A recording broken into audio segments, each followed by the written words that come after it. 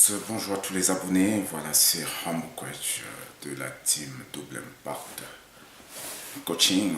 Aujourd'hui, je vais parler des phénomènes, des régimes drastiques que la plupart du temps vous suivez sur Internet ou auprès des professionnels qui vous vendent ce rêve en vous faisant croire au miracle. Ces régimes qu'on vous vend sur Internet sont basés tout simplement sur une privation. Et il faut vous dire une chose, ces gens, ils ne font pas des miracles, c'est assez simple. Si vous vous arrêtez de vous alimenter, tout naturellement, vous allez perdre du poids parce que si vous n'apportez pas de l'énergie, si vous n'apportez pas des calories à votre organisme, tout naturellement, vous allez perdre du poids. Alors, qu'est-ce que ces gens font? Ils vous privent tout simplement des calories, des nutriments dont a besoin votre organisme pour un meilleur fonctionnement. Et lorsque vous vous privez de ces nutriments, de ces aliments, qu'est-ce qui se passe? Votre corps, tout naturellement, va aller chercher dans tout ce qu'il trouvera comme source d'énergie pour pouvoir se ravitailler. Le phénomène, il est assez simple. Moi, je vois la plupart du temps, qu'est-ce qui se passe lorsque ces gens vous vendent ce rêve, lorsqu'ils vous vendent ces régimes à des prix exorbitants, 3000 balles, 2000 balles. C'est du n'importe quoi. Tout simplement pourquoi? Parce que voilà, ils vous font un régime basé sur la privation. Aucun bon régime ne sera jamais basé sur la privation des nutriments. Parce qu'on nous dit une chose, la base de la nutrition, c'est quoi? Il faut équilibrer son alimentation. Il faut manger sain. Il faut améliorer son métabolisme pour pouvoir obtenir un équilibre corporel. C'est assez simple à comprendre. Ça veut dire quoi? Il faut déjà connaître son organisme, connaître le fonctionnement de son organisme, connaître ses besoins en fonction de l'activité que nous pratiquons. Une personne sédentaire consommera moins des glucides qu'une personne qui bouge tout le temps, qui fait des travaux assez difficiles. Ça, c'est une réalité. Lorsqu'on connaît le fonctionnement, de notre corps, on connaît notre fonctionnement, on peut alors équilibrer notre alimentation. Il est important que les gens comprennent. Lorsqu'on vous soumet à ces régimes, qu'est-ce qui se passe la plupart du temps? On vous prive de nourriture, de nutriments. On vous fait prendre la plupart du temps des tisanes à longueur de journée. Vous avez un seul repas par jour la plupart du temps et souvent des repas très allégés. Lorsque vous vous mettez dans ce dispositif, qu'est-ce qui se passe? Votre corps qui avait l'habitude de recevoir un certain nombre de calories, je prends un exemple, 2000 calories, 1500 calories, 1800 calories par jour, tout de suite se met en mode sécurité. Je vais prendre un exemple pour vous expliquer. Lorsque vous avez une voiture, pour des voitures modernes, des voitures de nouvelle génération, lorsque vous avez un problème d'alternateur et que la batterie est incapable de fournir l'énergie dont a besoin la voiture pour son fonctionnement, qu'est-ce qui se passe? Automatiquement, l'ordinateur central de la voiture met la voiture en mode dégradé, met la voiture en sécurité. Ça veut dire quoi? Limite la puissance de la voiture pour pouvoir économiser l'énergie dont aura besoin la voiture parce que tout simplement cette batterie est incapable à partir de ce moment de te produire l'intégralité de l'énergie dont a besoin cette voiture pour son meilleur fonctionnement. Et c'est le même phénomène qui se passe avec notre organisme. Lorsque vous faites des régimes, à un moment donné, l'organisme constate une diminution des calories qui parfois va dans l'ordre des 3/4. Et lorsque notre organisme constate qu'il n'y a plus ces aliments qui arrivent, le système nerveux central qui est composé du cerveau et de la moelle épinière envoie l'information à toutes les unités de notre corps pour leur dire alerte, sécurité. Tous les mécanismes se mettent en sécurité, verrouillent, ce qui fait que pendant toute la période dont nous faisons notre régime, nous consommons vraiment une quantité minime de nutriments Et cette quantité est même, encore une fois de plus, lorsque ça arrive dans notre organisme, l'organisme s'étant déjà mis en sécurité, stocke une légère partie de ces micro-aliments pour pouvoir anticiper sur une éventuelle durée du régime. C'est pourquoi vous verrez, il y a souvent des phénomènes qui se produisent lors des tremblements de terre. Vous pouvez voir des gens qui font 7 jours, voire plus, sans manger, sans boire, et ils réussissent à survivre.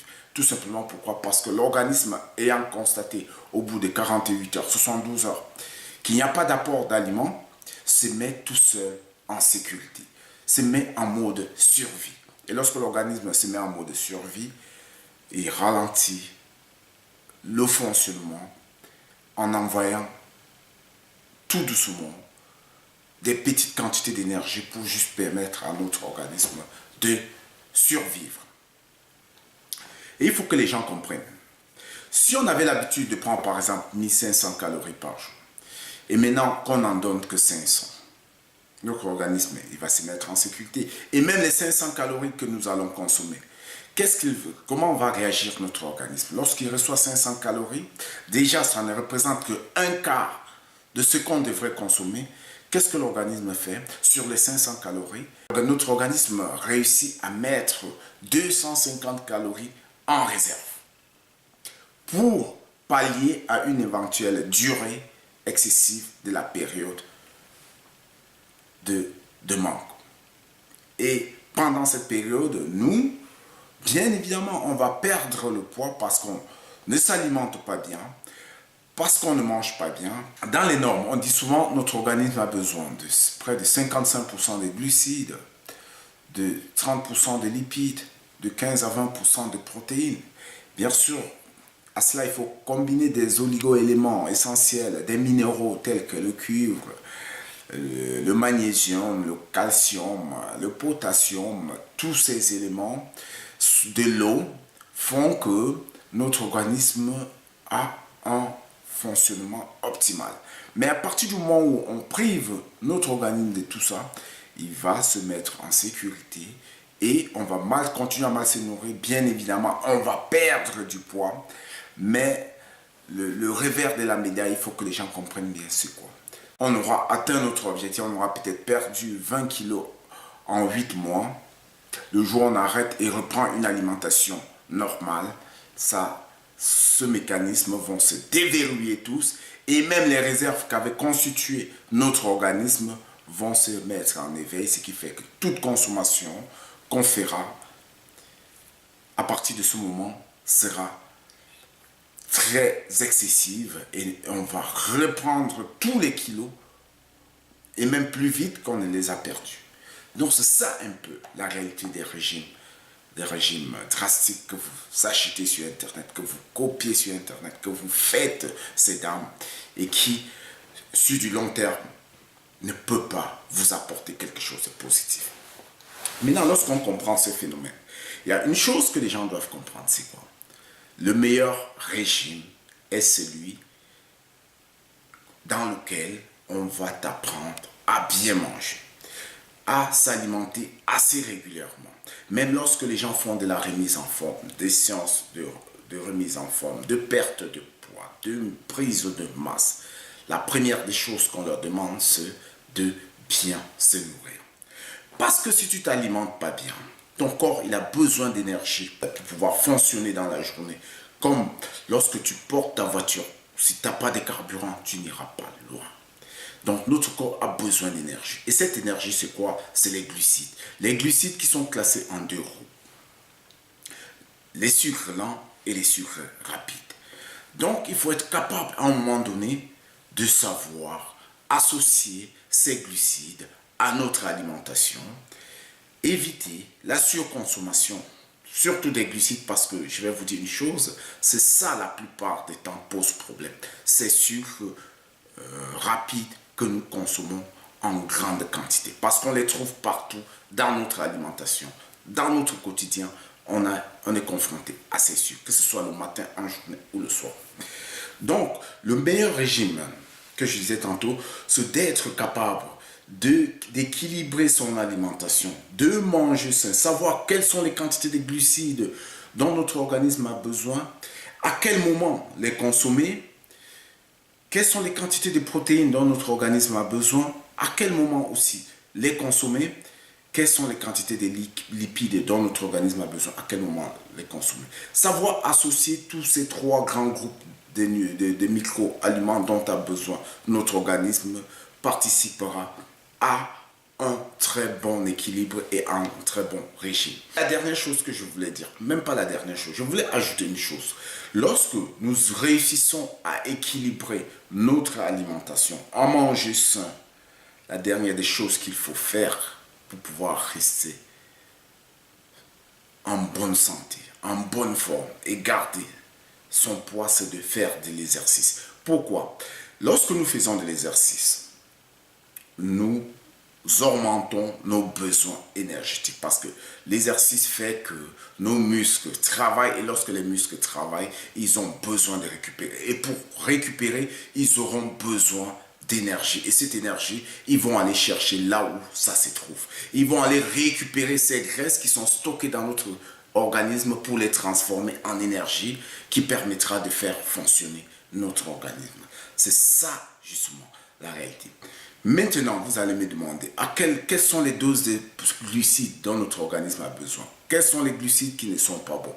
Quels sont les lipides qui ne sont pas bons? Quelles sont les protéines? Déjà, je vais commencer par les protéines. Les protéines, c'est des nutriments dont notre organisme ne stocke pas. Donc, faites le plein de vos protéines à longueur de journée. Le matin au petit déjeuner, il faut vous déjà commencer à prendre une très bonne dose de protéines. Parce que c'est ces protéines qui vont entretenir notre masse musculaire. Et c'est notre masse musculaire qui soutient notre squelette. C'est ça qui nous permet, qui soutient notre organisme, nos articulations. Les protéines, on fait le plein en journée et le soir parce que notre organisme ne le stockera pas. Les lipides apportent de l'énergie. On a besoin de ça, surtout des graisses végétales. Évitez les graisses animales au maximum.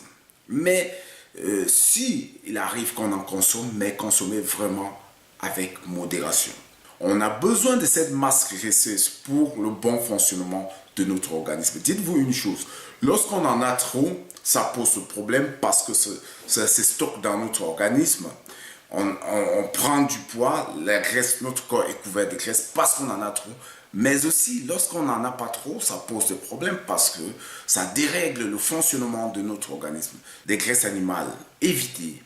Végétales, c'est ce qu'il y a de meilleur. Des bonnes huiles, du beurre et tout cela. Maintenant, je vais parler en dernier des glucides. Pourquoi des glucides en dernier? Parce que les glucides, c'est la plus grosse proportion de nutriments dont a besoin notre organisme pour son fonctionnement. Donc, c'est dans l'ordre de 50 à 60%. Et ça dépend des régions dans lesquelles nous nous trouvons. Des climats.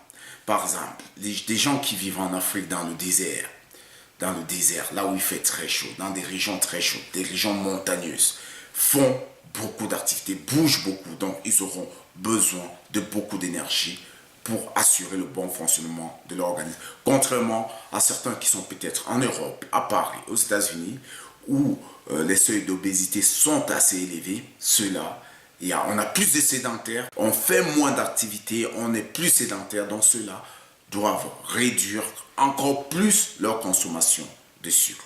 Il faut qu'on comprenne une chose. Nos besoins en glucides sont dans l'ordre de 50 à 60% au quotidien. Et ces 50 à 60%, c'est ça qui apporte de l'énergie. Et lorsque nous consommons ces glucides, tu as 30% qui va dans le foie pour alimenter notre système nerveux central qui est un peu comme l'unité centrale de notre corps. C'est de là que partent toutes les informations, c'est de là que partent tout ce que nous faisons chaque jour, que ce soit de l'effort physique, que ce soit même au niveau de la parole, c'est notre système nerveux qui commande tout notre organisme à travers aussi son prolongement qui est le système nerveux périphérique. Je voudrais dire ceci, lorsque nous consommons donc ces glucides, tu as 30% qui va alimenter le système nerveux, notre système nerveux, tu as 70% qui va directement alimenter nos muscles. Ça veut dire quoi? Ça veut dire que nos muscles sont les plus gros consommateurs d'énergie de notre organisme. Donc, si on veut stocker moins de sucre, la première des choses à faire, c'est d'être capable d'augmenter nos besoins énergétiques au niveau de nos muscles. Donc, travailler nos muscles, augmenter notre masse musculaire nous permettra d'augmenter nos besoins énergétiques. Et lorsque ces besoins énergétiques seront augmentés, à longueur de journée, nos muscles iront chercher de l'énergie où ils peuvent trouver. Ils taperont dans ces graisses pour les transformer en énergie et les brûler. Maintenant, comment consommer les glucides? La première des choses à éviter, c'est des sucres rapides. Ces morceaux de sucre que nous mettons dans le café, c'est des sucres qui ont été raffinés, qui ne contiennent plus des vitamines. Évitez tous ces sucres rapides qu'on retrouve dans des boissons, dans tout ce qui est sucré, dans des sodas. Ça, on devrait être capable de bannir d'une manière catégorique de notre alimentation parce que ça ne nous apporte rien. Par contre, on a des sucres lents qu'on peut en prendre, qu'on retrouve dans des céréales, des farines. Ces sucres, notre organisme en a besoin parce que c'est des sucres qui mettent minimum 24 heures pour être synthétisés. Donc notre organisme a besoin de ça. Mais aussi savoir à quel moment les consommer. Lorsque nous nous levons le matin au petit-déj, nous avons besoin d'énergie pour pouvoir assurer le fonctionnement de notre organisme tout au long de la journée. Alors qu'est-ce qui se passe? Il faut justement faire le plein d'énergie le matin parce que cette énergie, notre organisme aura besoin pour un meilleur fonctionnement. Parce que dans la journée, on va faire des travaux, pour certains des travaux assez difficiles et on aura besoin d'énergie. Dans nos apports énergétiques, le matin, des glucides, doit être lié à ce que nous sommes amenés à faire dans la journée. Si par contre dans la journée, nous n'avons pas des gros travaux à faire, des gros déplacements à faire, on devrait doser nos quantités de glucides que nous consommons en fonction de ça aussi. Maintenant, on va être clair entre nous. Après 17 heures, après 18 heures, tous ces sucres que nous consommons ne serviront à rien. Tout simplement pourquoi? Parce que notre organisme est habitué à dormir le soir, la nuit, ce qui fait que lorsque nous dormons, notre organisme ne consomme plus d'énergie. Nos muscles qui sont en train de se reconstruire parce qu'on a fait de l'effort, lorsqu'on fait de l'effort, surtout de la musculation pour certains, on crée des fissures dans nos myofibres et ces fissures, ce n'est que lors des périodes de repos qu'ils essayent de se reconstruire et de prendre du volume, c'est de l'hypertrophie. Donc voilà en fait comment notre organisme fonctionne. Le soir, évitons de prendre des glucides, des sucres, parce que lorsque le soir on va manger un bon plat de riz, on retrouvera déjà dans ces riz des sucres lents, dont aura besoin notre organisme. Si par contre le soir nous consommons encore des sucres rapides, ce qui veut dire quoi? Pendant que nous serons en train de dormir, ces sucres rapides, notre organisme n'aura pas besoin puisque il ne dépense pas, son stock est déjà constitué. Ces sucres iront tout simplement, tout naturellement se stocker dans des cellules qui vont les accueillir parce qu'ils sont trop gentils. Donc c'est pour dire une chose, tout simplement, nous devons éviter de faire tous ces régimes draconiens, tous ces régimes drastiques parce que ça ne nous aide pas. Ces régimes vont certes nous permettre de perdre du poids, vont certes nous permettre d'atteindre notre objectif à court terme, mais sur du long terme, ça ne sera pas efficace parce que les kilos qu'on a perdus, on les reprendra aussitôt et même voire plus vite qu'on les a perdus. La bonne méthode, les bons régimes sont ceux qui sont basés sur l'entraînement.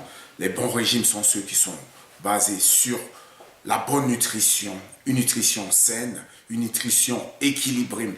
Les bons régimes sont ceux-là qui sont basés sur une amélioration de notre métabolisme de base. Si on mange sain, on améliore notre métabolisme de base en faisant de l'activité, en augmentant nos dépenses énergétiques. Je pense qu'on réussira à perdre du poids Et en perdant du poids de cette manière, ça sera la meilleure façon de perdre du poids parce qu'elle sera durable et définitive.